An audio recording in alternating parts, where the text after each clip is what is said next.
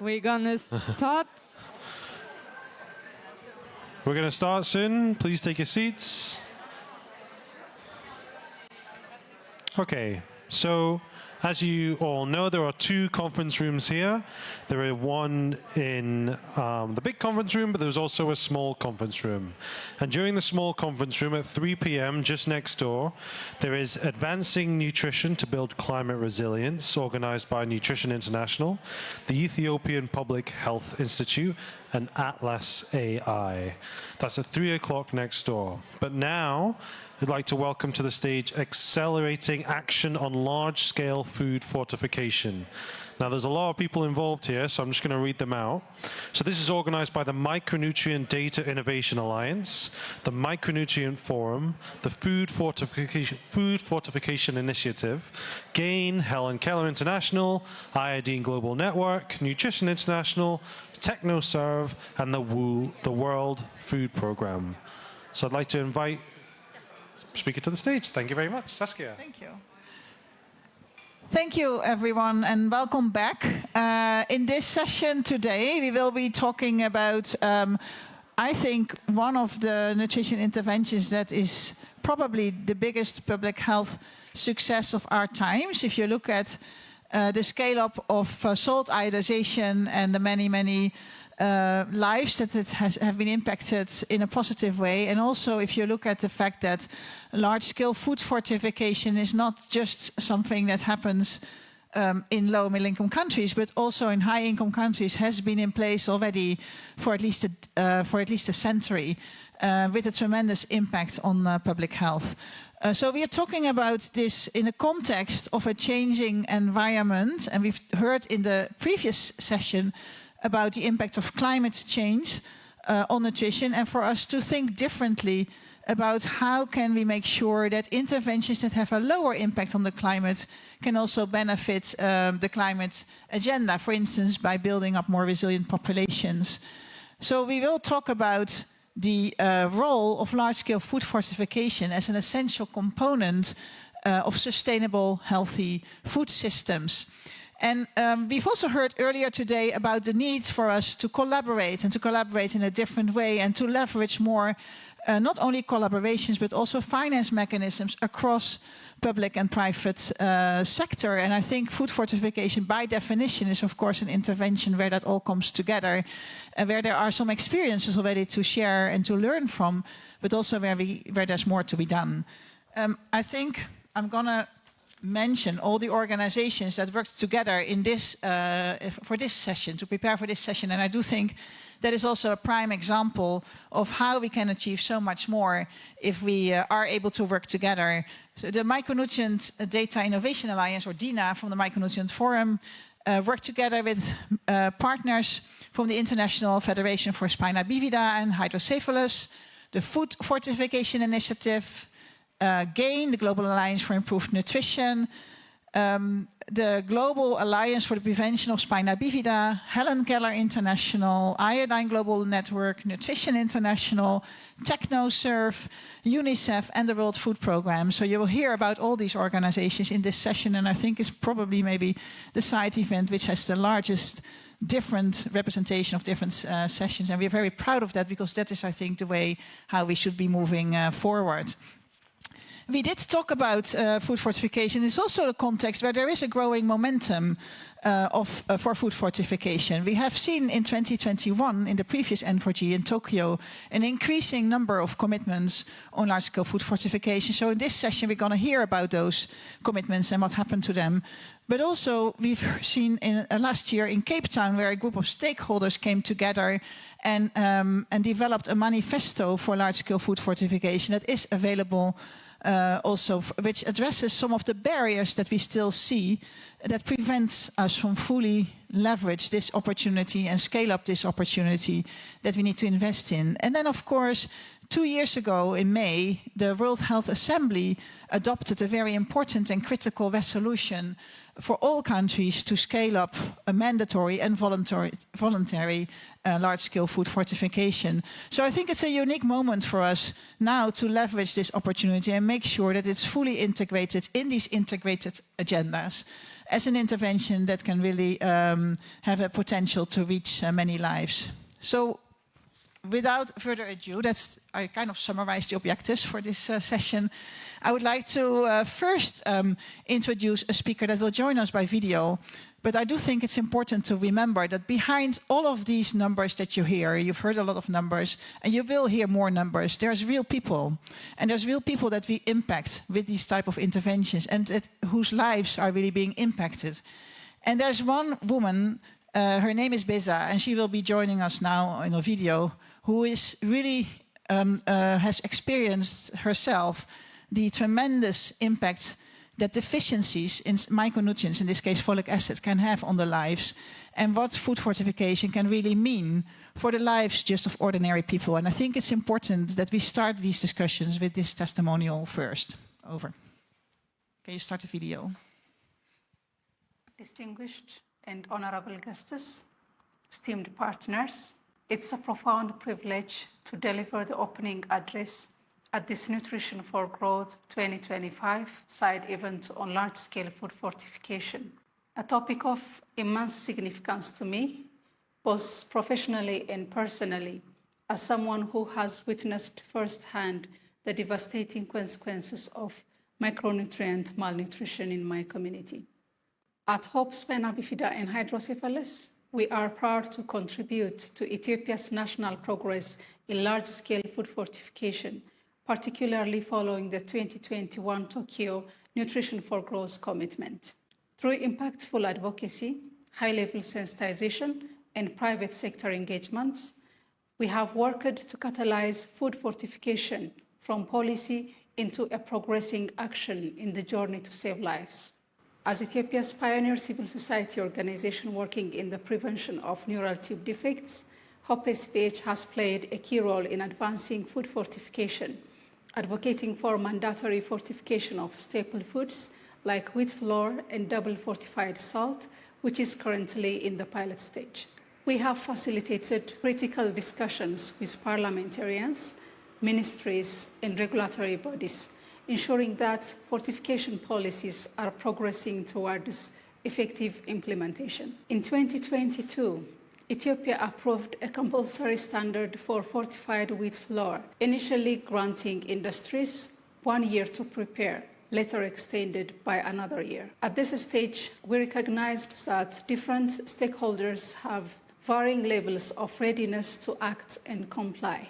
Hope SPH stepped in, advocating persistently for large-scale food fortification, progress through one-on-one meetings, small group consultations, and large-scale engagements with decision-makers, including parliaments. One of our most significant milestones was bringing food fortification discussions to the Ethiopian parliament, which led to high-level discussions, ultimately leading to the successful launch of the National Food Fortification Program in August 2024. To reinforce political commitment, we also commemorated Ethiopia's National Spina Bifida and Hydrocephalus Day 2024 at Parliament Hall, where 50 parliamentarians and key stakeholders engaged directly with affected families. This event resulted in a groundbreaking decision.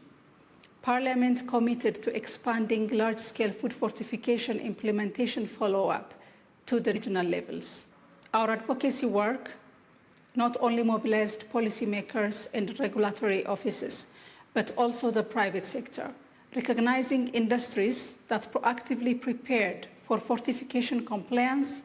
We awarded joint certificates of appreciation through a collaboration between Hope SPH and the Ministry of Industry. As a result, we have witnessed growing private sector interest, increased premix procurement, and greater efforts towards conformity assessments. This momentum should continue. Effective food fortification advocacy cannot remain confined to the federal level. it must extend to regional implementation. To this end, Hope SPH recently launched its first multi-regional collaboration initiative, which led to immediate official directives from regional authority to enforcing compliance for wheat flour manufacturers. Our efforts have been recognized both nationally and globally. In 2024, Hope SPH was honored by Child Help International for its exemplary work. Also, our work was acknowledged on the global stage as we were named a global change maker by the Bill and Melinda Gates Foundation for our impact as a local civil society organization in the large-scale food fortification space. In 2025, Ethiopia's Ministry of Health awarded us with the Crystal Awards for coordinating local and international actors in the fight against birth defect during the National Birth Defect Week. Moving forward, Hope SPH remains committed to leading high-level LSFF advocacy in close collaboration with the Parliament, Ministry of Health, Ministry of Industry, the National Food Fortification Steering Committee, and the development partners like Global Alliance for Improved Nutrition, Nutrition International, and others. They say life is too short, but for a parent holding a severely affected child, each day feels unbearably long. Only love and action brings hope. Preventing neural tube defect is not just a health intervention. It is both developmental and humanitarian imperative. Let us continue working together to ensure that no child is born with a preventable disability due to micronutrient malnutrition. Thank you. Thank you. So what Bisa didn't explain to us in her video, but she did explain it to those of us who were there in Cape Town last year, that she herself is the mother of a child with spina bifida, and she has to live with the knowledge that that could have been prevented if she would have known about folic acid during her pregnancy. And that has really made her so passionate to move and work in this field, trying to avoid that this same situation is happening to other children. So I think that's the real moving side behind her story and shows her passion. So with this, we want to go into the first part where we want to set the scene and set the stage. We want to talk about the unfinished agenda of large-scale food fortification and why continued actions and investments are still needed. We want to talk about where are we now, what is the landscape, why does it large-scale food fortification fit in efforts to sustainably transform food systems, but also what can large-scale food fortification contribute to the nutrition agenda and to the micronutrient agenda. So without further ado, I would like to introduce the first speaker, who is Manpreet Kaur Chadha. She's currently a nutrition specialist with UNICEF, but she has been working in this space for a long, long time. Manpreet, over to you. Thank you, Saskia.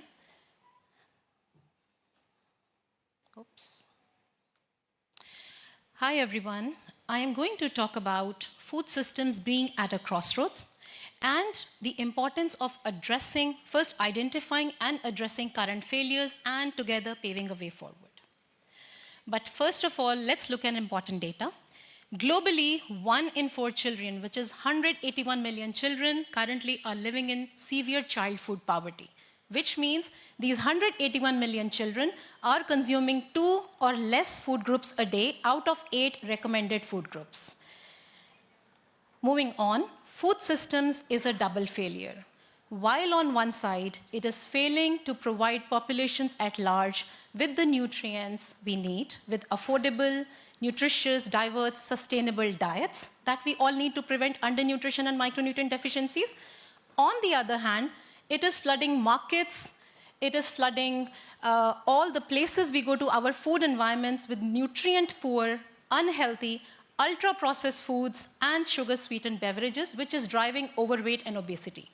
And traditional food security and food systems efforts did not consider the needs of nutrient requirements of populations at large, including most vulnerable population groups. On the screen here, we see the Innocenti framework on food systems for children. This presents to us critical drivers of food systems and all of the approaches and components that work together to make food systems deliver healthy, safe, sustainable, nutritious diets and foods.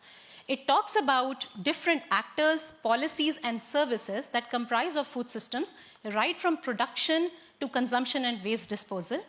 And it tells us how important it is for all of these to come together to really deliver nutritious and healthy diets to populations everywhere. For UNICEF, food systems is a leadership agenda. We place food systems at the center of all other systems, which all support food systems to deliver healthy diets.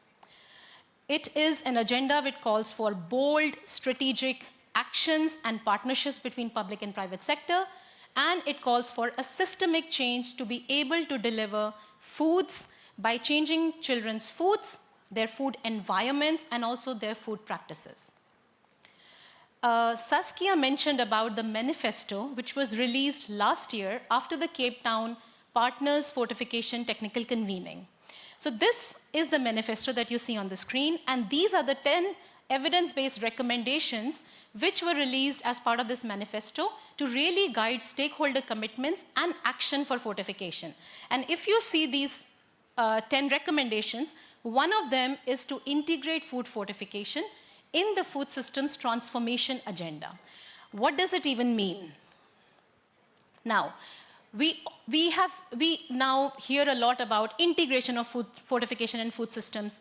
We all know food fortification is a critical food systems intervention. So what does this integration even mean? It means not having isolated approaches to micronutrient malnutrition problems, but embedding fortification efforts across every stage of food systems value chain, right from food production to food storage distribution to food processing and to food availability in the markets and consumption at household level.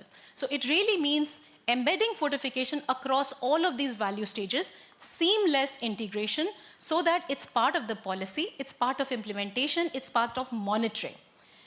When we talk about food system integration, we talk about fortification programs in the food systems agenda across all these levels: upstream integration, midstream integration, and downstream integration. Upstream integration tackles all of that deals with production and availability of fortified foods. So really identifying appropriate food vehicles based on the market analysis, based on existing diets, based on consumption patterns, identifying the right micronutrients to fortify these food vehicles with, making the right trade-offs to choose the most appropriate compounds of these micronutrients to fortify these food vehicles with, really looking at integrated policy and governance and accountability frameworks, building enabling environment, strengthening enabling environment, and building government's capacity for enforcement, and really building the capacity of the industry to produce fortified food sustainably and safely. What is midstream integration? Midstream integration deals with access indicators, really making food accessible to people through formal, informal markets and through social protection platforms and programs. And downstream integration is all about promoting consumption, making consumer aware, not demand generation, please don't take me wrong, but making them aware where it is necessary.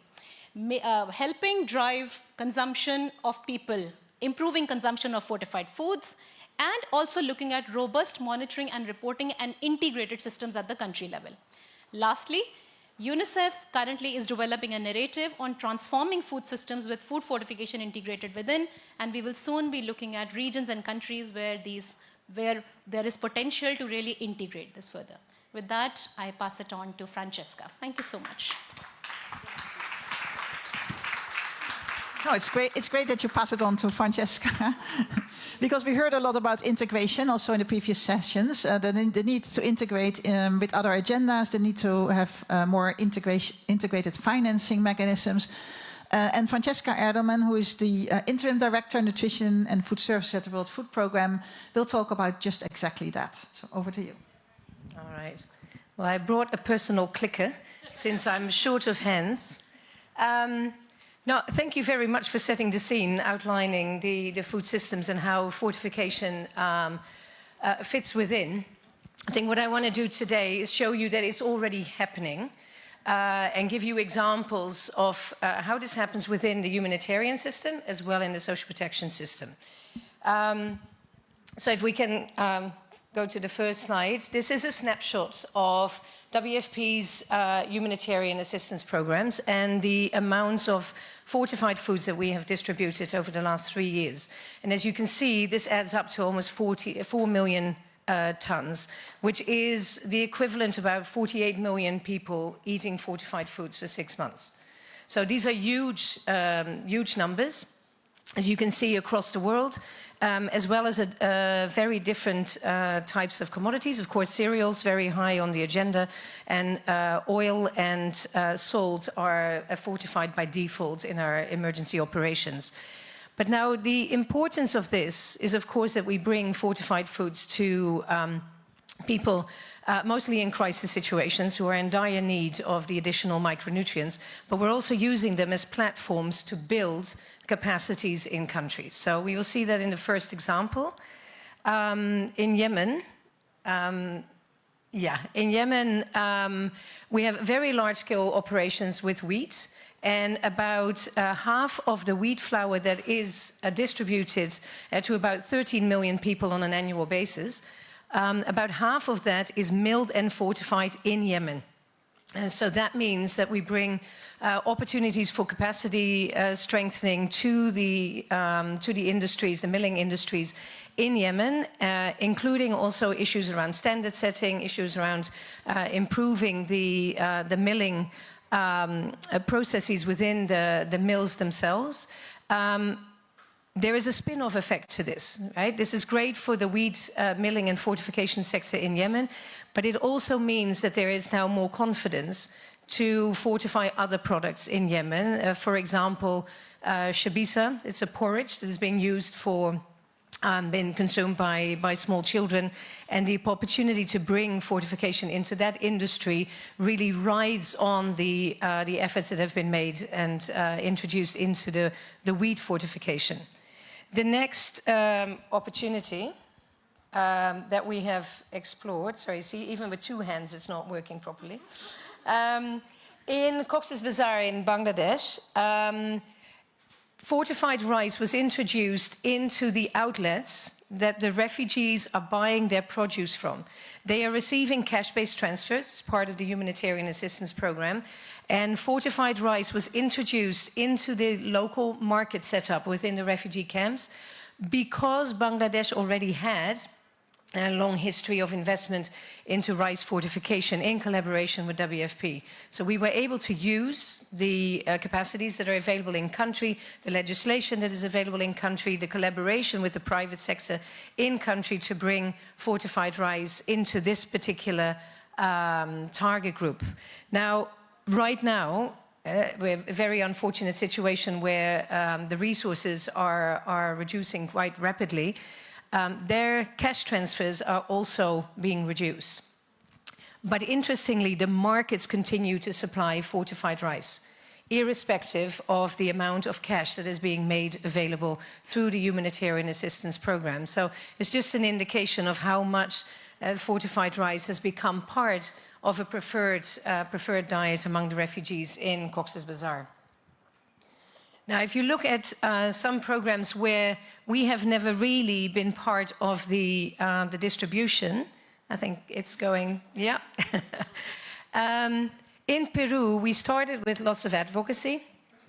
Then we worked together with the government on a pilot until such time that the government themselves issues national policy for mandatory fortification. And so the fortified products are now being introduced, or they have been introduced already since 2021 into their school meal program, which reaches about 4 million school children daily. Now, the important aspect of Peru is that it involves all the small and medium-scale millers. So this is not all about centralized industries and maintaining the control at a centralized level. This is really getting all the mills on board. In India, that's the next example, the public distribution system introduced fortified rice in 15 states. And 5 years since that pilot started, now close to 750 million people are able to access fortified rice through their public distribution system. Now, as part of that, the industries has built a huge capacity to provide fortified rice kernels, which benefits rice fortification efforts elsewhere. And similarly, in Nigeria, we're also working with the government and the private sector to set the standards, to build the systems, particularly also with a strong regulatory framework to be able to introduce fortified rice within the market there. Now, this is the last example that I wanted to share. And sorry, I'm bombarding you with examples just to make the case, really, that we're not starting from scratch. There's a lot that is already ongoing that we continue to build on. This one is really quite close to my heart, 2019-20. That's when I started in Cambodia. We introduced fortified rice into the school meals program. At the moment, the school meals program itself is being handed over slowly, and that's what you can see the difference between the blue, that's WFP implementing, and the green, which is the government taking on the school meals program in Cambodia. But fortified rice is now thoroughly embedded within the program and being adopted by government. The great thing is it's not only in the school meals program, it's now also becoming part of the private sector engagements with the possibility of bringing fortified rice into the market. So now I can breathe. So these are just examples. Yeah, there's a lot more that is out there. I think it builds on the framework just to show you that real action is possible. Sometimes it takes a bit longer than in other circumstances, but there's a lot of examples that are there. We don't have to start from scratch. So let's keep it going. Thank you. Thanks very much, Francesca. And you're right, we need to start building on examples. We also need to learn from these examples, and that's where data becomes important. We will hear more about the importance of capturing evidence and capturing data in the last panel of this session. But we will hear now about a new research that has come out that looks into the potential for large-scale food fortification to really address micronutrient inadequacy. And Stella Nordhagen, who is the Senior Technical Specialist at GAIN, will tell us more. Stella. Excellent. What's the right one? Green one.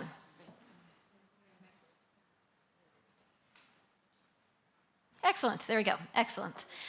So I'm really happy to be able to share with you today some new research. And by new research, I mean we just finished doing the analysis in the past couple of weeks, and you are the first to see these results. So it's an exciting thing to share, and I hope you'll be excited also to see the untapped potential as well as the real actualized potential of large-scale food fortification around the world. And I want to thank all of my excellent collaborators on this work who are named here on the slide. So as we've already heard, well, even in the beginning of this session, large-scale food fortification is an important intervention around the world to help address micronutrient deficiency. High-quality LSF programs, those that are well-designed and well-targeted so they can reach vulnerable populations with high-quality fortified foods, have considerable potential to increase micronutrient intakes and decrease the risk of deficiency. But while we all know that, we actually don't know to date just how large that impact is at the global level, nor do we know what the potential is for increasing it. And this is because most of the research on this topic to date has looked at specific contexts or at specific population groups within that, such as school-aged children. There hasn't yet been an analysis that looks at all population groups all around the world to really understand this global impact. So that's what we sought out to do.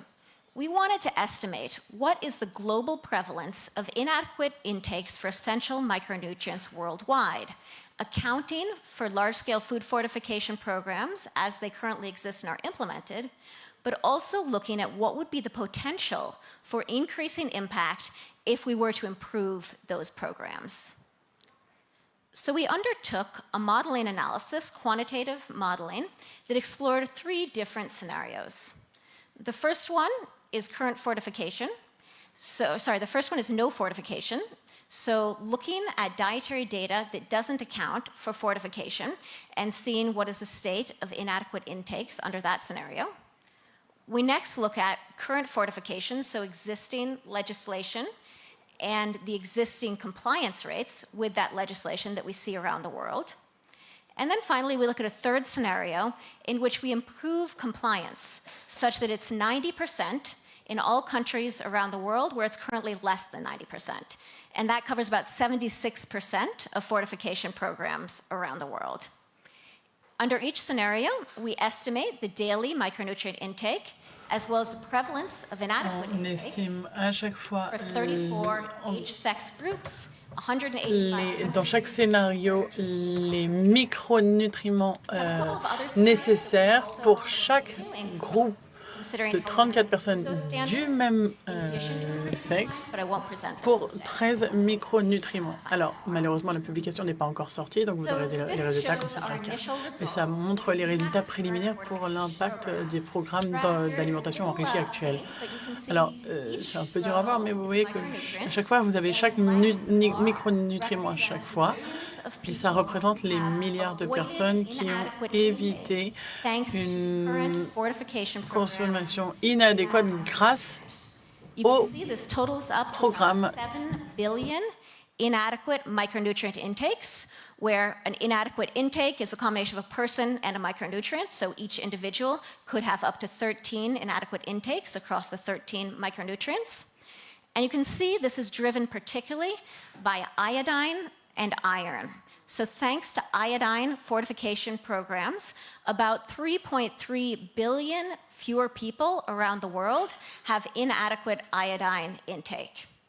Thanks to iron fortification programs, about 1.4 billion fewer people around the world have inadequate intake in iron. So our initial analysis confirms that LSFF is an essential intervention that already has huge impacts in reducing inadequate intake with many health benefits. But despite this impressive intake, there are still gaps. There's an estimated 40 billion, almost, inadequate intakes that still remain with current fortification programs in place. If we were to improve compliance, we could do much better. This graph takes that initial data for this impact of current fortification programs, and it layers on top of that the effects of improving compliance up to 90%. With this improved compliance, we prevent an additional 6.2 billion inadequate intakes. And you can see that in this case, this is largely driven by vitamin A fortification, where compliance currently lags far beyond the potential. This is not distributed equally around the world, so the maps here show the top being the base scenario of no fortification, the next one being current fortification, and the one on the bottom being that improved compliance scenario. And the shading indicates the percentage of inadequate intake that is prevented through fortification, with darker colors indicating a greater impact. You can see that dark shading is showing up particularly in South Asia, Sub-Saharan Africa, areas where there's currently high burdens of micronutrient deficiency. Now, finally, we also looked quickly at the costs of these programs, and they are very affordable. We found that current fortification programs range in cost from just 1 cent per person per year for salt fortification, up to 12 cents for wheat flour per person per year. So really small amounts of money here. If we improve compliance, that would increase the costs. That would about triple the costs of wheat flour and rice fortification, with small impacts for the other food vehicles. But when we compare this to the overall cost of a healthy diet, we see that large-scale food fortification remains a highly affordable, in addition to being a highly impactful intervention. So just to conclude, this has been the first ever global population-level modeling study of the impact of large-scale food fortification. It clearly confirms that LSFF has major impacts in reducing inadequate micronutrient intake, amounting to 7 billion inadequate intakes avoided each year. But we could do much better.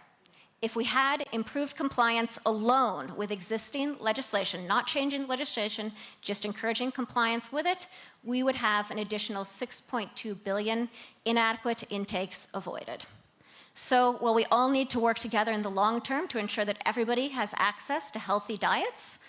Large-scale food fortification is an important, medium-term, highly effective, and highly affordable solution. Thanks very much.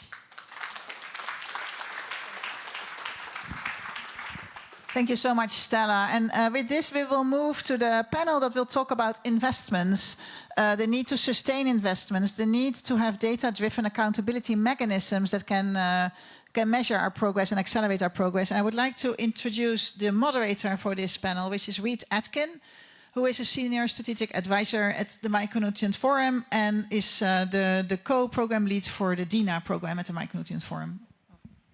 Great. Thanks, Saskia. I'll ask my panelists to come join me on stage. Natia Melendez, I'm getting all these wrong. Please come join me. The global lead of food safety, food loss prevention, food fortification at IFC. Margot Stasny, the vice president of external relations at Nutrition International. Larry Gruber-Strawn, the unit head of food and nutrition actions and in health systems at WHO, and Matt Freeman, the executive director of Stronger Foundations for Nutrition. Thanks. Listening to these speeches and the numbers that Stella shared, it's sometimes hard to tell if fortification is a success story or a failure story. Are we doing everything we can? Certainly not. But are we having some impact? Absolutely. So we're going to do a quick call and response section before we dive into the panel. So everybody who lives in a country that has mandatory salt iodization, please raise your hand. Well, I can't raise my hand because I live in the US, so we don't have mandatory fortification. If you don't know if your country has it or not, please go to fortificationdata.org and you can find out on GFDX. But I can assure you that my life has benefited from food fortification. My parents grew up in an area of the US called the Goiter Belt, which essentially doesn't exist anymore. And the population's IQ has increased. So we've got a lot of data about the impact of fortification. But Stella shared how much more impact we can have with just a little bit more compliance data. So I think digging into that data and understanding where we're having success and where we can increase our efforts is very important and what we'll be talking about here. So we want to talk about priority investment areas, how to sustain those investments, and how data-driven accountability and reporting can really accelerate LSFF. So I want to start with Nadia and ask you what strategies can be employed to keep LSFF a priority on both national, regional, and global agendas. Nadia? Yeah, thank you.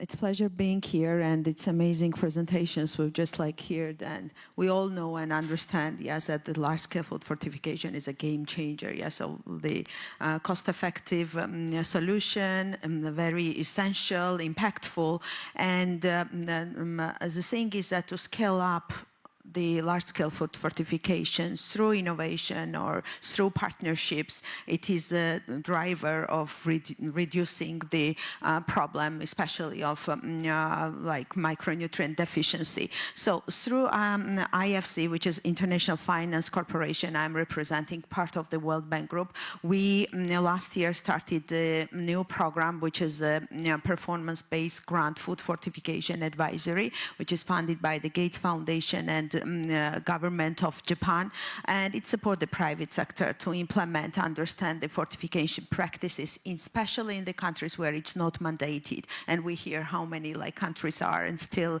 in the voluntary regulation space. In addition of the private sector support, we are also helping to have the best understanding of this topic importance, and not only for private sector, but hosting, conducting different events, partnering with the different organizations to really make aware public, private sector in some cases, as well as the consumer of the product. Now, coming back to your question, I know we don't have much time, but for us, the important is firstly to think about the establishing the link between the global and national, regional, national level understanding, because we know that on the global level, the different organization even sits here prioritizing the key aspects, frameworks, guidelines for food fortification, which sometimes it's a little bit difficult for the country level to implement. While we see that there is a lot of cases where it is implemented, adopted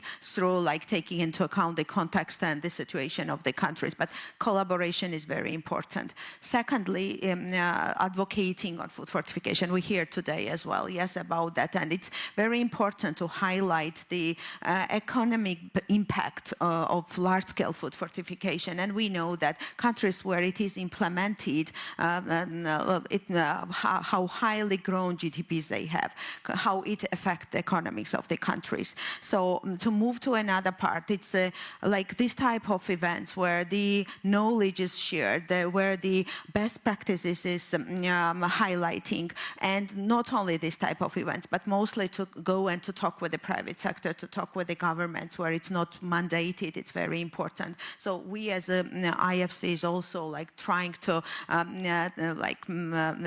partner with different organizations, do different events, and I guess I see already several organizations, partner organizations with whom we already managed in 1 year to have like forums conducted in South Asia now, and others coming in Africa, so that especially in the countries where it's important. So third is broadly share the best practices on food fortification, and the most important, what I need to mention as a part of the World Bank Group and represent the IFC, it is to find solutions for investing on public and private sector. As IFC, we have the mainstream investments, which we are like, especially last 4 years after 2021 Tokyo Summit, where we pledged jointly with the World Bank Group about the commitment on nutrition. We are investing in nutritious products, as well as like supporting the millers, different millers in different developing countries who are fortifying, or because of through this advisory project, which is like grant-based program, we are also incentivizing companies to think and start fortification.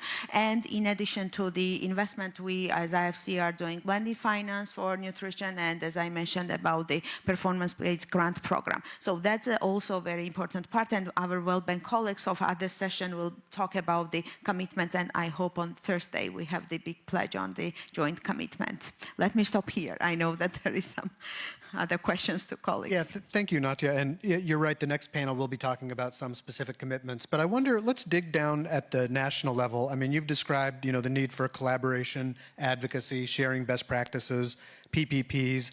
But I'll turn to you, Margot, and ask, how do we ensure that large-scale food fortification commitments translate into tangible actions rather than just remaining as pledges? How do we do that at a national or regional level?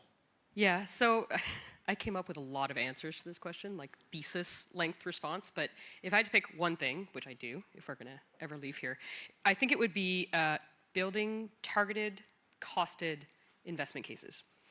I think we focus a lot on advocating to governments, right? On talking to governments and helping them determine why they should invest in fortification. But I'm not sure that we spend as much time supporting governments to help them advocate internally within their own structures. So if you were to look at, let's say, supporting a health minister to make the case to a finance minister of why they should put the limited resources that they have towards fortification. How fortification is a health investment, obviously we know that, but it's an education investment. It's an economic investment. It's an investment that's going to lead to reductions in healthcare costs. These are the kinds of things that will help health ministries in particular talk to the rest of their governments and move towards investment against some of those commitments. And I can't think of a better way to help those conversations move forward than something like a costed plan. I also think that its investment cases are key because of the role they play in helping countries secure external funding as well, right? So I think we all agree that countries have to have skin in the game. They have to put in their own domestic resources. We've seen countries around the world step up and do that. We've got some that are here in this room today.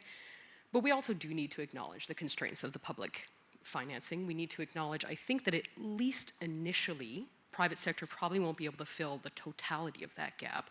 So we are going to have to go out and look for external funding. And I think that the process of creating a costed investment case helps countries shape their demand. right? It helps them look at where their burden is. It helps them look at where the investment should go, where's the biggest impact, where's the highest return. And then I think it's up to the CSO community actually to work to shape the supply side, right? So look at donors, make sure that what they're investing in is driven by country priorities. Look at MDBs, make sure that their investment portfolios are nutrition smart. So if countries can come forward and shape the demand through an investment case, then there's a supply there of funding that's actually ready to come and meet that demand. So I think ideally commitments would be based on investment cases right off the bat. But even if they aren't, I think it's worthwhile to support countries with the data, with the evidence, with the technical capacity that they need to build a costed, targeted investment case that speaks to their exact needs so that they can use that to lobby internally, but also use it to lobby externally to help us move from just commitments through to action on this file. It's just one thing. Wonderful. I thought you were going to say we should start ministries of nutrition. But short of that happening, seems like targeted investment cases is a good first step. If we are able to make this happen, Larry, how would you think about what systems or tools you see as most effective in tracking LSFF progress across different countries? Well, thanks for the question. I think when we talk about monitoring, we really need to think about what are we monitoring? There's so many different steps to this process. And when we think about it, I would put them into like 4 categories. We have to think about monitoring at the policy level, at the quality level, at the coverage, and then finally the impact. When we think about policy, we have at the country level, you don't really need a whole lot. You know what your policy is. It's written down, you can see it, you can do some evaluation of how good a policy it is, but you don't have to monitor it over time, it's there. At a global level, we do a decent job of kind of keeping track of that. You've got the GFDX, you've got WHO's GIFNA system that keeps a repository of all of these in one place. So we can kind of tell the story of, well, what policies exist out there around fortification of the various foodstuffs, the various nutrients that they're covering and such. So we can put that story together. But when it comes down to what is the quality of what we're actually doing on the ground, huge gaps. At a global level, we don't really know what's actually happening. At the country level, we might have some systems that are put into the industry, that they're doing their own self-monitoring, but oftentimes those data aren't shared publicly, they're hard to get access to, so we can't really tell much of a story from those, that we certainly can't get them at a global level. Where there's regulatory monitoring, where they're coming in and actually doing some testing, that is also pretty haphazard. Sometimes it happens, rarely. Usually there's kind of trusting somebody to tell them what's happening at the industry level. Oh yes, of course they're complying. And when we try to do monitoring of that globally, you often just get kind of self-report. If you look at what's in the GFDX, we can sometimes talk about, well, where are we in terms of quality of what's going on? And yet it's just about somebody has told them at the country level, here's what they think is happening, rather than really basing it on real data. When it comes to coverage, again, a lot of gaps there. We had hoped that the DHS was going to start stepping up beyond the space of iodine. We do a decent job with iodine coverage, salt iodization. But for the rest of our fortification programs, we don't really know what coverage looks like much. In the 2019 revision of the DHS, there was a proposal of how they could do this across more foodstuffs. It was turned down as being too complicated, too many questions. But then with the new round of DHS, there was a new proposal going forward, how we could address this. And then, as we all know, DHS is kind of shut down. So our opportunities to move this forward are really problematic right now. And then finally, in terms of the impact, we have global databases on how large are the deficiencies around these various foodstuffs on the slide that was shown of these different nutrients, as was shown on the slide earlier. Even though we have the system and we've had it for decades, huge gaps in what's there. We have reasonable data on anemia, which isn't even a micronutrient deficiency, and it reflects so many other conditions, and yet we use it as this proxy. But when it comes down, even the most common ones to look at, vitamin A deficiency, iodine, iron deficiency, we are really sparse in the amount of data that we have. And we had hoped that we would be getting that addressed with better biomarker data, but most of it is actually coming through targeted micronutrient surveys that countries do occasionally from time to time. One country here, one country there, but as far as getting a global picture of what's actually going on, and especially with those other long list of micronutrients, we're just working from very individualized studies. We have to do a better job with this monitoring, because what we're really doing is we're setting out these, we know it can make a difference because of the research behind it, but in terms of setting goals, tracking ourselves toward those goals, we're very much working in the dark right now. And we target ourselves at policy level and then hope for the best beyond that. And that's really not good enough for something as impactful as this in public health. Thanks. Yeah, thanks, Larry. We've done some baseline analysis at GFDX, and it bears out exactly what you said, which is, higher up in the funnel at the policy level, we have strong data, and then it starts to get very sparse, and it's hard to tell exactly what's going on. You did raise a unfortunately timely point about the DHS, and I guess I'll give you the hard question, Matt. So, we've witnessed a sad, dramatic decrease in ODA, with the closure of USAID and other donor nations pulling back as well. But what innovative financing mechanisms exist to ensure that LSFF is financially sustainable, both for public and private stakeholders? Well, thanks for the softball, Reid. I appreciate it very much. So the first thing that I wanted to say is, before we're talking about innovative financing, we should just be talking about financing.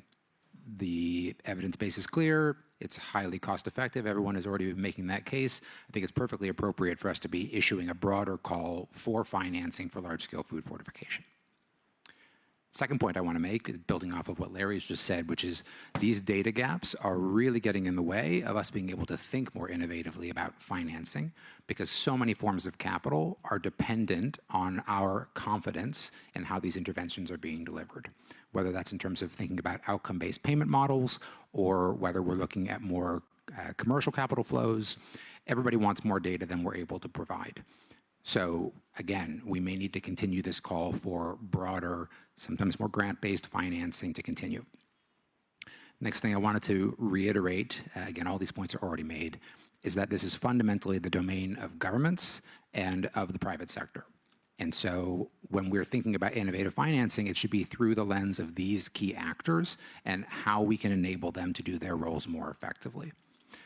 Very clear interventions already provided in terms of engaging with governments. I think the call for an investment plan is a very strong one. We need to be looking similarly on the private sector side. How do you make this an investable proposition for companies?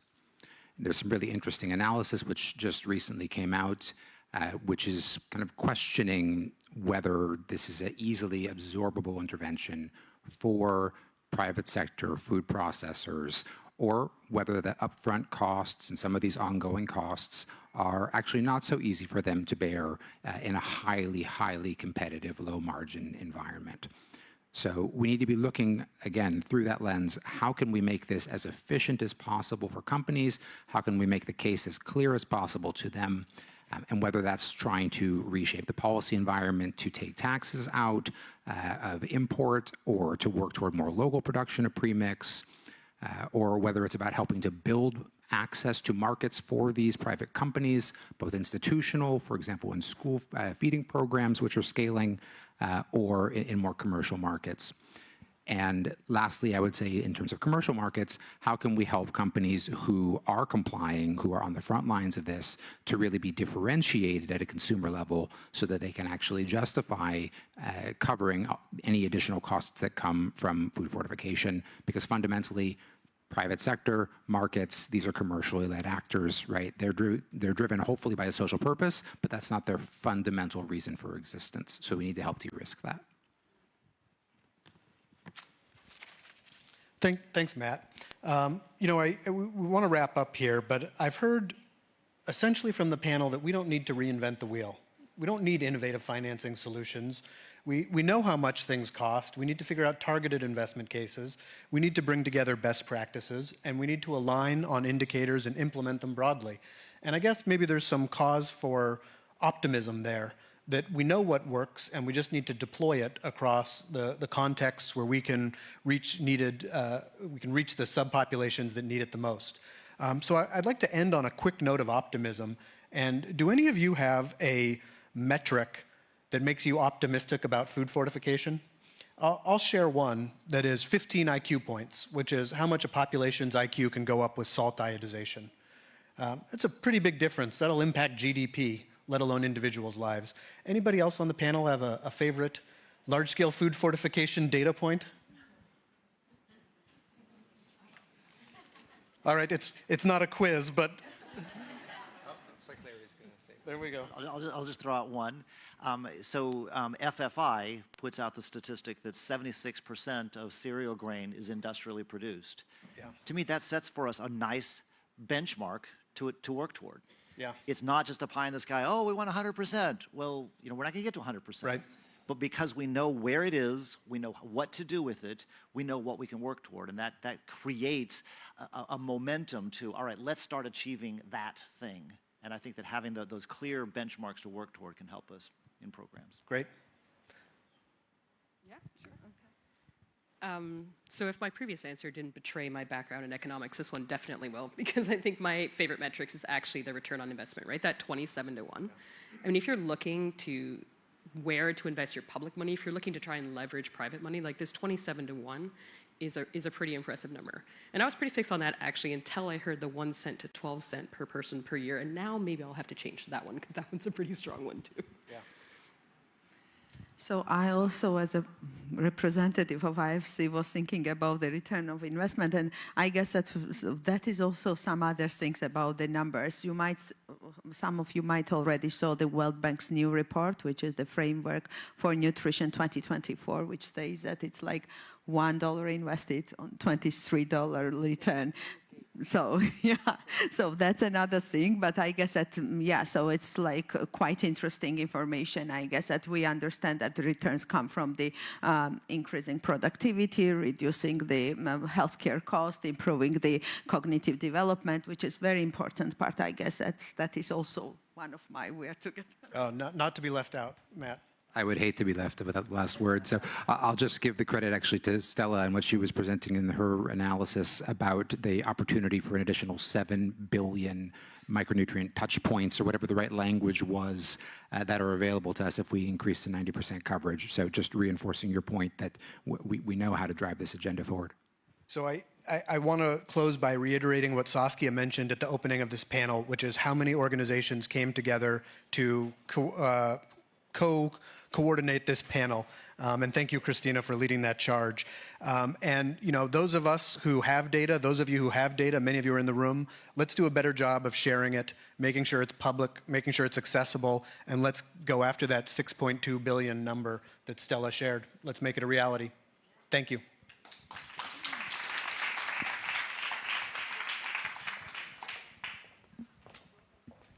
Thank you very much, Reid. Thank you very much to the panelists for this very, very interesting takeaway. The last panel for today, and then we will have a stellar keynote closing speech, will be moderated by Dominic Schofield. He's the Global Director of Food Systems Transformation and the Director of Food Processing Practice at TechnoServe. A mouthful, but I hope I did you justice. And maybe you can explain the objectives of this panel yourself. We'll hear about commitments. Well, you just stole my thunder. Thank you very much, Saskia, and hi everyone. I'm really grateful to be here with you.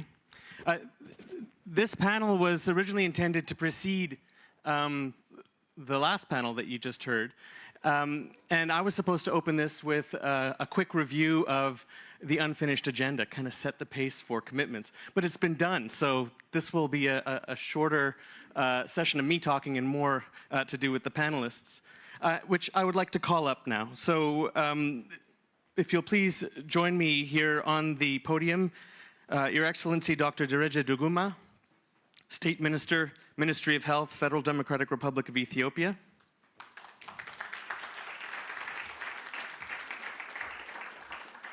Dr. Shabir Ahmed Osmani, Joint Secretary, Public Health Wing of the Health Service Division, Ministry of Health and Family Welfare, Bangladesh. Welcome. Mrs. Eva Edwards, Director of Food Safety and Applied Nutrition, National Agency for Food and Drug Administration and Control, NAFDAC, Nigeria. Dr. Azucena Dayagang, Assistant Secretary and Executive Director of the National Nutrition Council, Philippines. Most welcome. And Yannick Foing, Global Vice President, Nutrition Improvement, DSM Firmenich.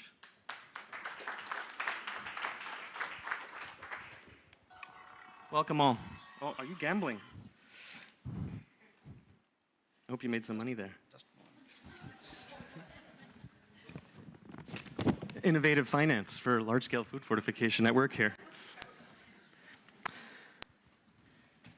So just to kind of put us full circle and remind us of the purpose, the objectives of this session, we wanted to demonstrate how large-scale food fortification plays an essential role in food systems, but also how a food systems approach, that perspective is required because of the diversity of stakeholders involved in delivering successful and sustaining successful large-scale food fortification. And to understand that diversity of stakeholders also requires a diversity of commitments. And so this panel, we're going to lean in on some of those commitments by asking our panelists to talk a little bit about what has been achieved by their organizations, but also what commitments that they have made. In terms of framing food systems and large-scale food fortification from the perspective of the unfinished agenda, I won't repeat what the previous panel spoke about, but I would say that the devil is in the detail, and that in each context, each national context, it's the nuance of how to engage with a diverse set of stakeholders around a diverse mix of staple foods and condiments that are being fortified that is required. And the importance of making sure that there is information flow. There's no transformation without information. So ensuring that we have the infrastructure in place that allows us to understand what's going on, but also allows us to innovate in the way that we innovate, allows us to introduce new kinds of products that are fortified and understands their reach, understanding how we can fill gaps in implementation by looking at the infrastructure required for the delivery of these products. Also understanding how large-scale food fortification can serve as a lever in the system to improve the system, like, for example, the quality of the inputs, and understanding how by focusing on large-scale food fortification as an entry point in the food system for our action, we're able to exert influence on other elements of that food system as well. And so, to begin with the panel, I'd like to turn to you, Your Excellency. And can you please share more about your country's commitment to large-scale food fortification, commitments that you'll be making here at N4G? Thank you very much, moderator. And first of all, I'm so much pleased to join this important high-level panel discussion on large-scale food fortification and to share our experience from the side of Ethiopia. And I came here with my delegates from partners and also from the ministry and also from Ministry of Industry. So Ethiopia is so much committed to progress with food fortification, mainly because of the micronutrient deficiency has been one of a serious challenge that we are facing. Ethiopia is actually facing both undernutrition and overnutrition, especially recently. The overnutrition is also a serious issue. And based on the assessments and data that we have, neural tube defects and deficiencies of the different vitamins and the minerals are quite rampant, especially in hard-to-reach and conflict-affected and drought-prone areas. And some of our studies show that the prevalence of neural tube defect from 1,000 live births, we have more than 10, 12 neural tube defects. So working on food fortification is really an important agenda for the government. And also in pregnant women and women in reproductive age, folic acid deficiency, anemia are also a serious public health threat for us. That's why the government has embarked on food fortification, and as was rightly mentioned, this is a cost-effective, impactful, and effective intervention, and we have been working on this one. And actually, we have also integrated to food system transformation in Ethiopia. We have integrated to the nutrition policy of Ethiopia, and also to food and nutrition strategy of Ethiopia. And we have also Sekota Declaration, a commitment to make a standing zero by 2030, and food fortification has been taken as one of the initiatives of this Sekota Declaration. So it's almost a decade since we started salt iodization, and that has progressed very well. Recently, over the last 3-4 years, we have embarked on wheat and oil fortification with vitamins and minerals. That's also proceeding very well. And the commitment of the government is not only to address fortification, but also to achieve SDG 3 by 2030, and also nutrition and food systems impacting at national level and the continental level. So in general, the commitment of the government is quite very huge on this area. And recently, we have also started pre-conception care that focuses on identifying folic deficiency and treating them. And we are working with different sectors and also, of course, private sectors. And this agenda has been now an important agenda where the government has given due focus. Thank you.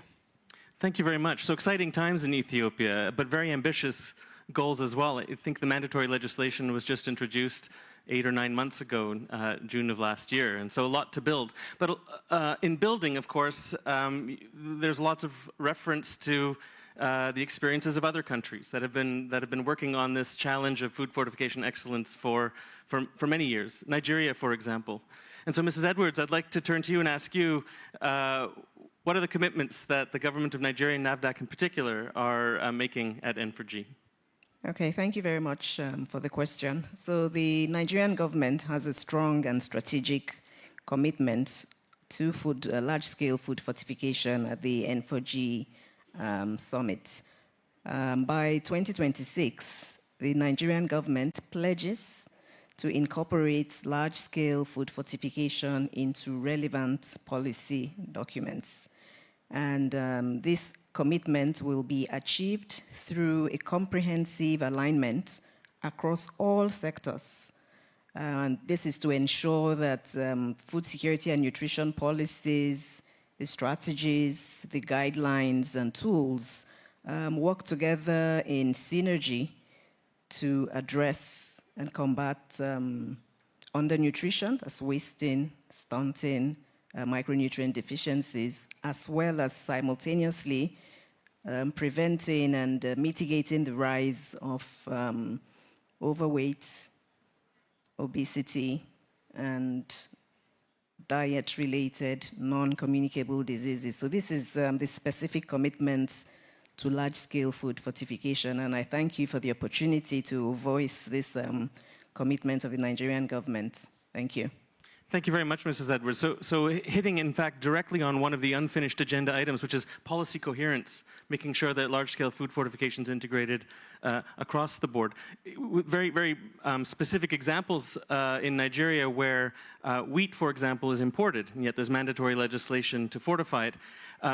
There's an industrial policy to ensure that wheat is grown locally, so it makes it more difficult to import that meat. So understanding how policy coherence will be an important factor of success for Nigeria in its next stage of evolution. Thank you very much. Dr. Osmani, I'd like to shift to you now. What is happening in Bangladesh, coming in between, with lots of experience in food fortification, a little bit less than Nigeria, but certainly more than Ethiopia? What's the commitment of the government of Bangladesh? Thank you very much, Mr. Domini, for your nice moderation. You know, Bangladesh has a success history of routine EPI expanded program on immunization, and recently COVID-19 management and vaccination program. So besides this, the nutrition progress in Bangladesh is good. But still now, there is some micronutrient deficiencies like vitamin D, B12, folic acid, and zinc. Still now, there are magnesium deficiencies. Bangladesh government very much interested on food fortification initiatives. Our commitments by 2030, salt fortification with iodine started in Bangladesh since 1989. So many years ago. But till now, 90% salt are not adequately iodized. So our commitment is by 2030, 90% salt would be adequately iodized. Another important issue, considering is not to achieve the SDG target to reduce the folic acid deficiency, we're trying to solve a double fortification of salt. That salt would be fortified with iodine. You know, in Bangladesh, we are facing some challenges on bulk of oil because there has no traceability, not using food grade container.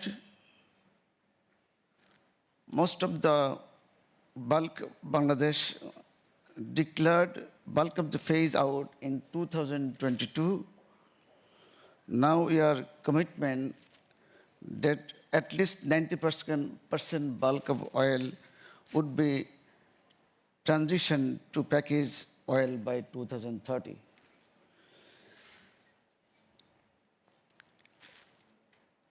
As the signatory country of the Bangladesh in the World Health Assembly, the 76th World Health Assembly, we have focused to reduce the folate deficiency in Bangladesh through the wheat flour fortification. We are working for policy advocacy and influencing private sectors. By 2030, we are trying to all large industries, including private sector, would be started folic acid fortified wheat flour in commercial market. Number two, the standard will be mandatory. Now it is not mandatory. It is voluntary still now. Also fortified wheat flour will be added in school feeding program. So these are our commitments for the 2030. Thank you so much. Thank you very much, Doctor. So fantastic. Continued effort on salt, universal salt iodization, cracking the nut around oil. 1989. Yes, it's been a long time coming. And so in oil fortification, we're seeing this around the world where there's very sophisticated oil processing happening, and yet still trade in, as you say, bulk oil across boundaries. This is true in South Asia as it is in Africa. And so that leads a large population. 172 million. Yes, exactly. That isn't adequately served, and what a boost to the vitamin A numbers that you were talking about, Stella.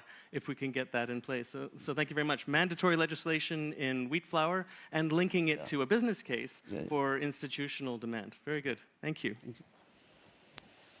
So Dr. Daengirang, before you talk about the commitments that your organization is making in the Philippines, tell us a little bit more about the NNCP. What is this organization?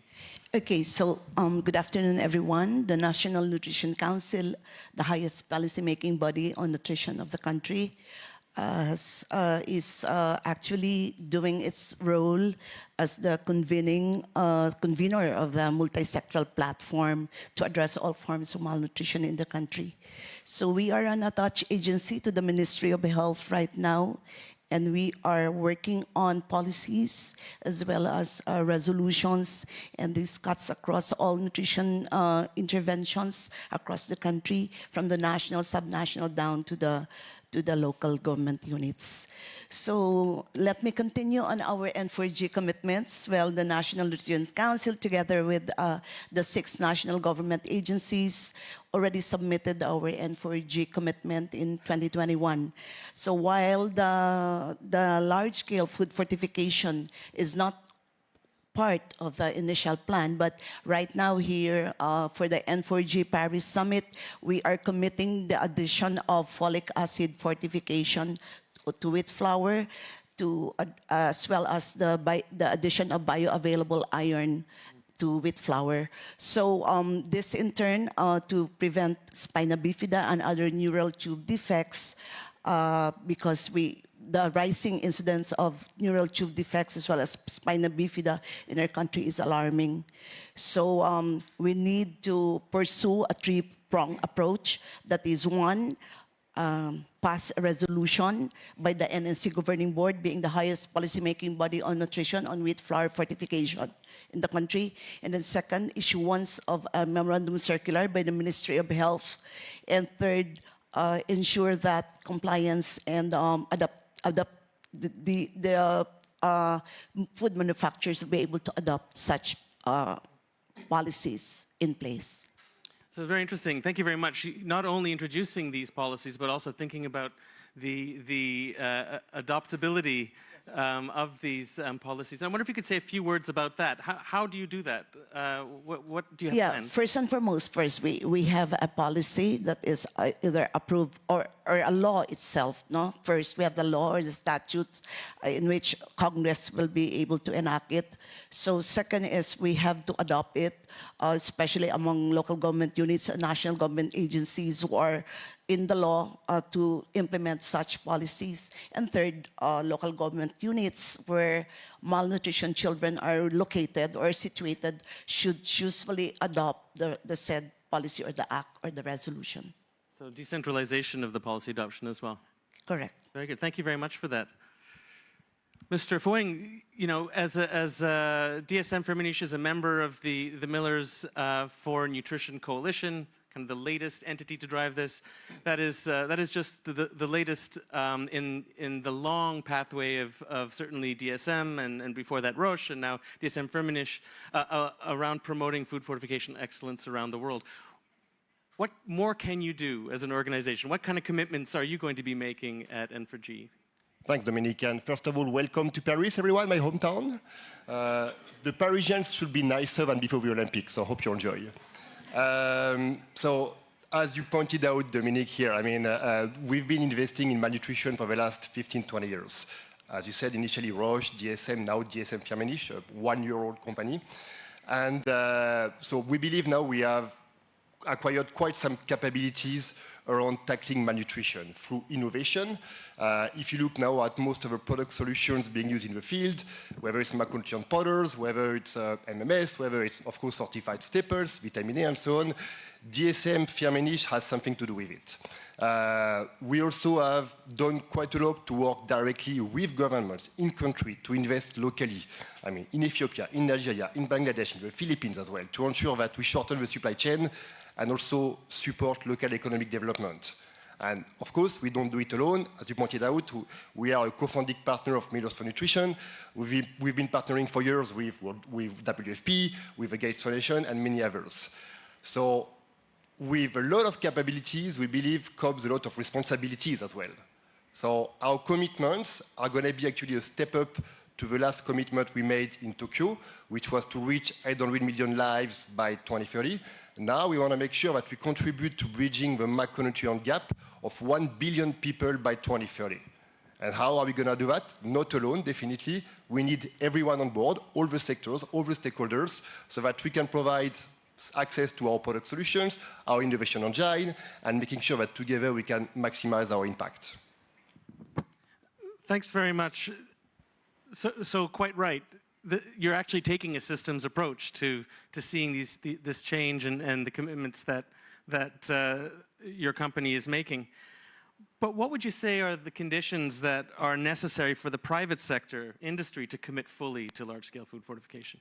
That's a great question, and I think Matt said quite a few words about that earlier, right?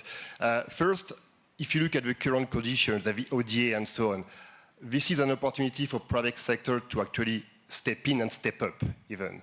But for that, I believe that private sector needs to be more engaged, more educated, and also needs to be allowed to also be part of this discussion. So I appreciate being here, you know, the only private sector amongst government. It's an inclusive approach. We need to do more, bless you. We need to ensure that private sector has a seat at the table.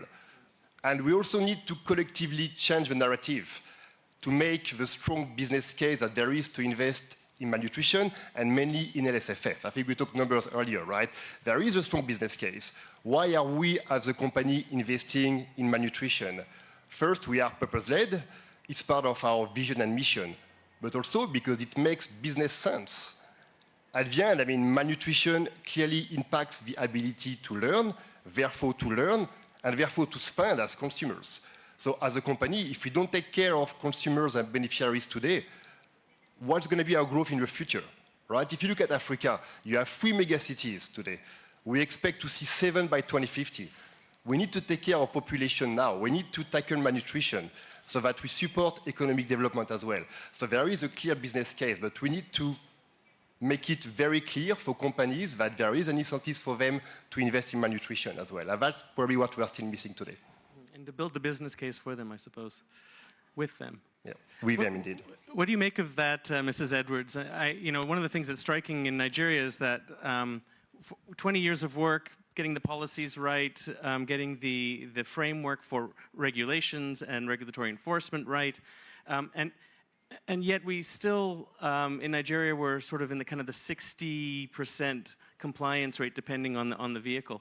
And yet in 2020, we saw a huge rise to 90%. And really before the supply chain disruptions, the limited access to foreign exchange, and so forth, put further downward pressure on that compliance. What happened? Why the sudden surge in compliance? Can you talk a little bit about what happened in Nigeria around that time? Okay, thank you for the question, and it's more than 20 years. It's actually about 30 plus years because salt iodization started in 1993.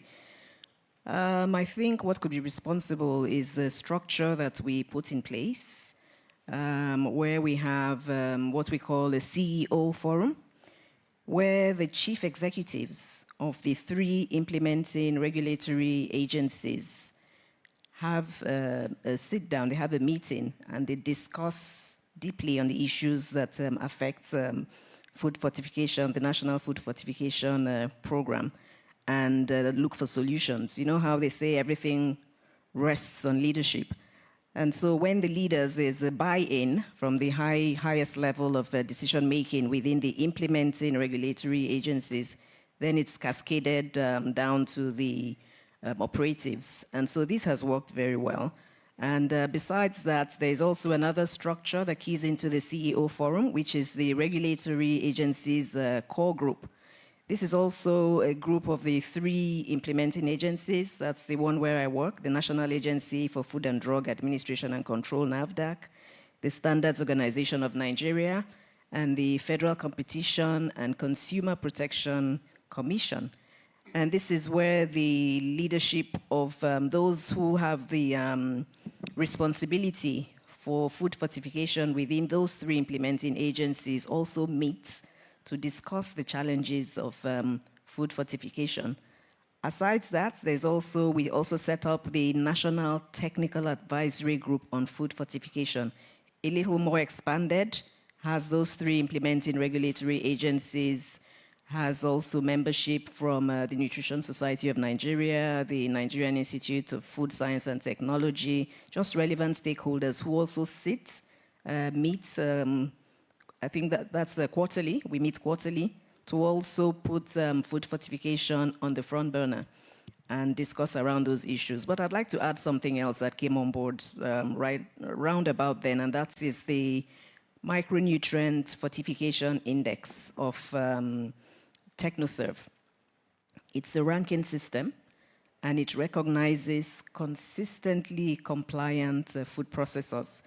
Now, this started in 2019 with piloted with 4 companies, And the adoption over the years has been quite impressive. This is now we're up to 18 companies with over 30 brands, and annually there is an award ceremony. So it also builds on the business case for those consistently compliant companies. They have the competitive advantage. They are recognized nationally as companies that are doing well with their food fortification processes. And so this is something that we see that has worked very well. And the adoption is, we're hoping that we bring more companies on board, and that's working very well. Thank you. Thank you very much, Mrs. Edwards. So interesting that you've established structures in the different domains, whether it's government, civil society, and research organizations, and of course with the private sector. And you emphasized, as you're describing that, the meetings of people. It's about humans meeting, right? It's about people looking each other in the eye and saying, we're going to do this together. If you give me a few more seconds, I'll share something with you that also has been very instructive. And this is, how government agencies usually like to hang on to mandates. And so having these meetings with the 3 implementing regulatory agencies, we call ourselves the core group. Under the National Fortification Alliance, we have an institutional arrangement where you step down on your mandate, put the national fortification agenda first, and we have institutional arrangements where we have agreed on the different levels where each organization monitors compliance. So the standards body monitors compliance at the factory level.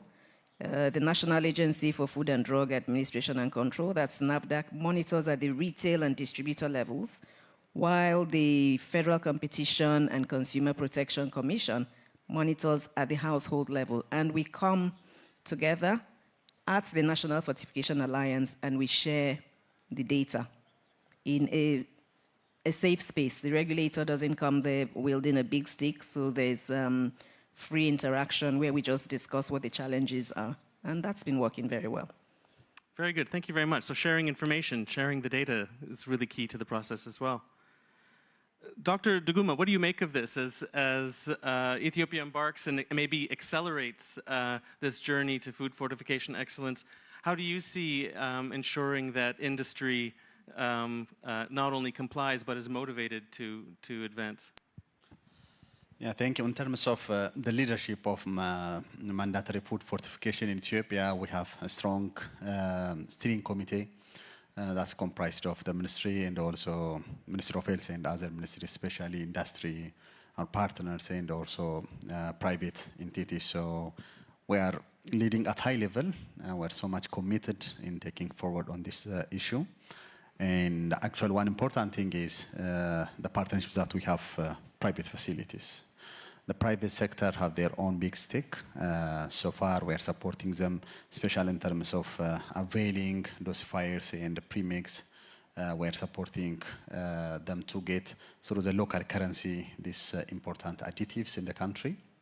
And the government of Ethiopia is also working on local manufacturing of local production of different supplies, including basic commodities like wheat. Ethiopia is producing wheat over the last 2 years, and we are producing enough wheat for our people. And I mean, on the wheat floor, we are working with the private companies to improve the investment ecosystem, and we're working closely with them so that they have the capacity and continue with the fortification. And we are also importing oil actually, but we have also we have different industries producing oil in the country. We are also supporting them to continue with the fortification.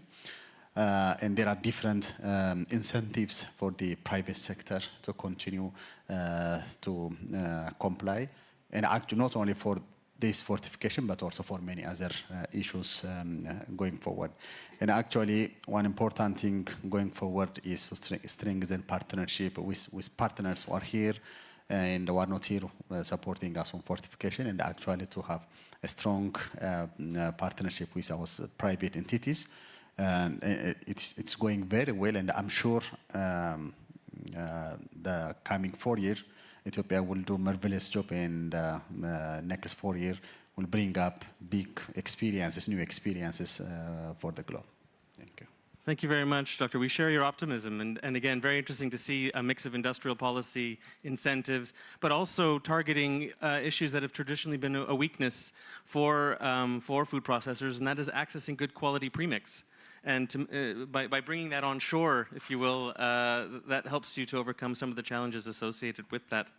Dr. Osmani, how about you? What's going to happen in Bangladesh related to private sector engagement? What's your view of how to get the best out of industry to make sure that they comply and embrace the commitments that the government is making around large-scale food fortification? Thank you. Yes. For the achievement of the LSFF, private sector commitment is very important. To make the environment that private sectors will be influenced willingly. Example, the Bangladesh government reduced the tax and VAT premix, number one, to make the registration and legal process more easier for the private sectors, and also the government, and also easier for the side for the fortification business, and also initially incentive supports from the government and private sector financial institute also we are doing to give the award for the influence and best performance. Lastly, to make the demand through consumers to means mass awareness. Consumers is very important. And also two large industries like IFAD and ACI, already their products already they are produced LSFF, and also fortified rice is distributed through our social safety network, and also fortified rice has been available in the commercial market from the last year. And lastly, government of Bangladesh is trying to increase the government system through the established digital system, and equally quality control, quality assurance, and as well as monitoring will be made by online. Thank you very much, Doctor. Yeah, I was wondering about rice, and I'm glad that you mentioned it. Also, very interesting. Again, reiterating that a part of the business case for industry is to create that institutional demand through school feeding programs and other social safety nets. But you mentioned tax breaks too. Yeah. What's happening in the Philippines? Are there going to be tax breaks in the Philippines as well? For premix. Oh, for premix, yeah. But for the Philippines, let's see what Dr. Dayangarang has to say about this. As the last word. Yeah, thank you very much for that. Actually, one of the notable accomplishments of the Philippines as far as large-scale food fortification is concerned is that we have been implementing the Philippine Food Fortification Act as early as 2000, mandating staples such as rice with iron, and also cooking oil with vitamin A, and now wheat flour with vitamin A also and iron. So talking about tax incentives, yeah, we're into that. We're making a policy, but a policy is just a policy. We want a law to have tax incentivization among our producers, especially that industry right now are really taking into account what's in it for us, asking the government what's in it for us, how can government help us, especially with small business enterprises on fortification of their staples. So with this, I'm moving forward to working with Nutrition International as well as Food Fortification Initiative to push for this large-scale food fortification, especially on wheat flour fortification with bioavailable iron in the Philippines. And we already conducted actually a multi-sectoral meetings together with national government agencies that took part or are taking part in the food fortification processes. And at the same time, we have conducted the industry players, a meeting with industry players. And I think frequent and consistent dialogues with these industry players with support from government is really very critical, as well as making the public be aware of the value of fortified food products so that this will make mothers or influence social behavior change change among the general public, not only the general public, but also mothers as well, to buy fortified food products. Thank you very much. Thank you very much. And with that, I would like all of us to congratulate the panel for excellent interventions. Good luck with your commitments. I'm handing back to you, Saskia.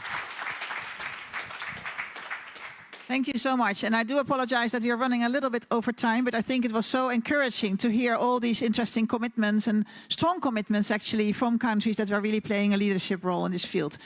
I'm now happy to, and I'm talking too fast maybe for the interpreters, but I'm rushing because I want to give the floor to Sean Baker, who is the Chief Program Officer at Helen Keller, but actually he is so much more. I think he's one of our nutrition leaders that will lead us through this time and era and will do an excellent job, I'm sure, to summarize the key messages and what's next for us. Thank you so much, Saskia, and thank you everyone for, this was an incredibly enriching, fortifying discussion, and it was a bit of a task to see how I would sum this up. And I actually was going to sum it up in 4 chapters.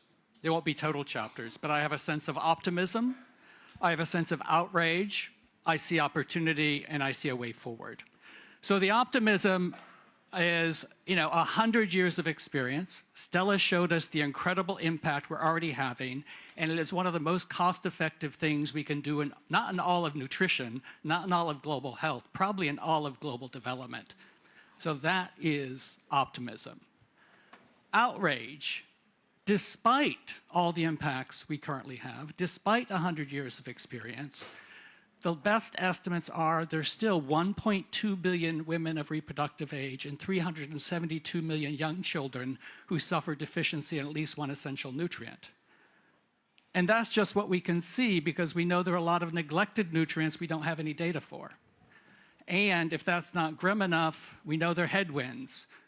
Food price crises which drive families to eat less nutritious food, and we heard about the climate crisis, which increases the price of food, in fact, destroys the nutrient content of foods. So we have headwinds.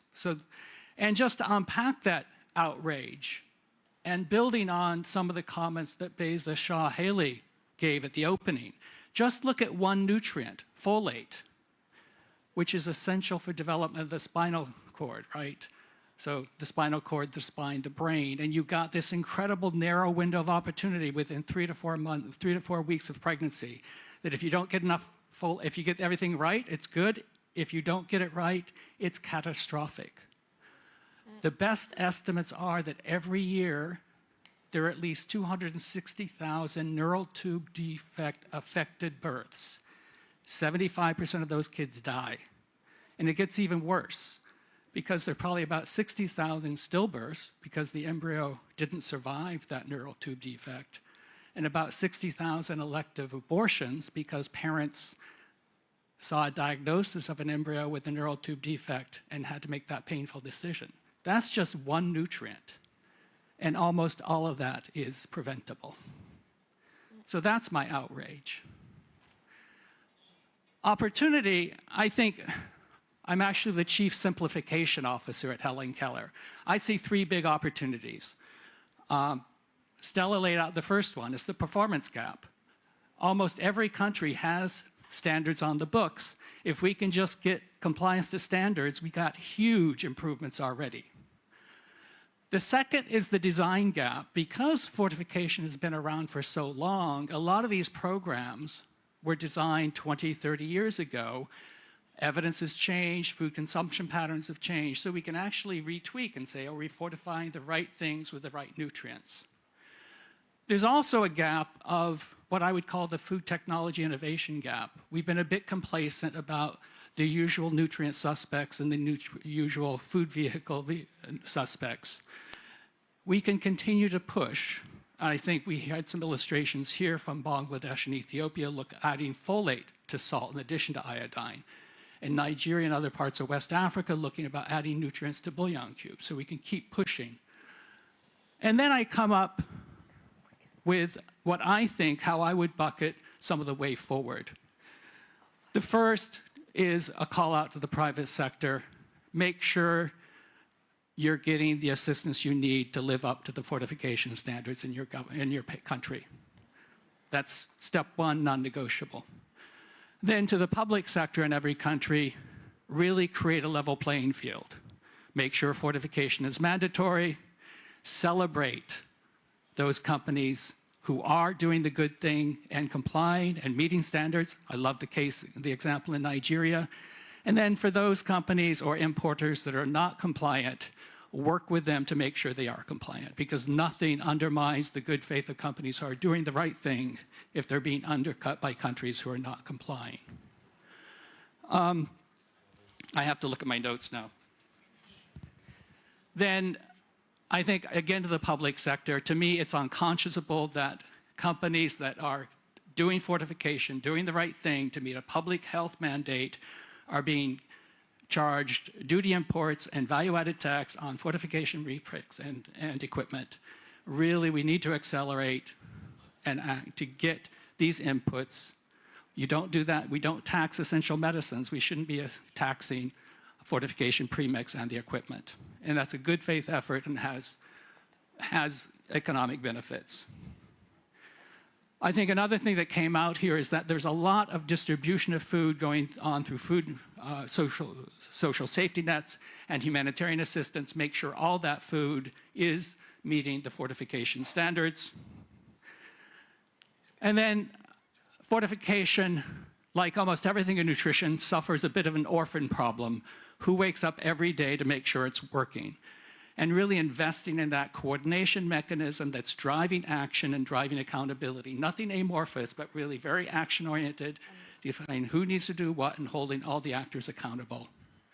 And then 6, we need to continue to invest in the data and evidence. It really is quite shocking, Stella, with all that it's only now we have that basic information about what impacts we've already had. And we just have so many data gaps. We have enough data we know need to act, but we need to continue to drive the evidence needed to drive action. And with that, I just say that we have the knowledge and the experience that, in fact, we could truly eliminate micronutrient malnutrition, and large-scale food fortification is the single biggest lever which we can do that. So thank you very much. Thank you. We're gonna have a 5-minute break, and then